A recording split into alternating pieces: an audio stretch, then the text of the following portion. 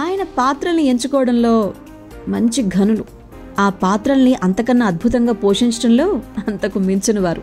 Mobile masala వారి film Nagar కబుర్లోకి వెళ్ళిపోతూ మనం మాట్లాడుకోవాల్సింది ఆమిర్ ఖాన్ గురించి. రీసెంట్గా ఆయన మాట్లాడుతూ పీకేకి సంబంధించినటువంటి ఒక సందర్భాన్ని గుర్తు చేసుకున్నారు. పీకేలో నేను రేడియో పట్టుకొని నగ్నంగా పరిగెత్తే సన్నివేశం ఉంది, గుర్తుంది కదా మీకు? దాన్ని షూట్ చేస్తున్నారు. ఆ షూటింగ్ మొదలు పెట్టగానే డైరెక్టర్ గారు అందరి ఫోన్లు తీసేసుకున్నారు. నాకు చిన్నది ప్రత్యేకమైనటువంటి ఒక చిన్న షాట్ ఇచ్చారు. పొత్తి కడుపులో దెబ్బ తగలకుండా క్రికెట్లో వాడేటువంటి గార్డ్స్ లాగా ఉంటాయి. సో వాటిలో కేవలం ముందు వైపు మాత్రమే కప్పుకోవడానికి వీలుండేలా అనమాట. అది వేసుకొని రేడియో పట్టుకొని పరిగెత్తడం మొదలుపెట్టాను. టేపుతో అంటించడం వల్ల పరిగెత్తేటప్పుడు ఆ షాట్ ఊడిపోయి చాలా ఇబ్బందిగా అనిపించింది. 2-3 సార్లు ట్రై చేశాను. తర్వాత దాన్ని తీసేస్తారని చెప్పేసి హిరణి గారికి చెప్పాను. అందరినీ కెమెరా నుంచి దూరంగా వెళ్ళమని చెప్పారు. నగ్నంగా పరిగెత్తాను. అది షూట్ చేసేటప్పుడు ముందు కాస్త కంగారు పడ్డాను. సన్నివేశం బాగా రావడం కోసమని చెప్పి ఏవైనా చేయాలి అనుకునేటువంటి స్వభావం ఉన్నది.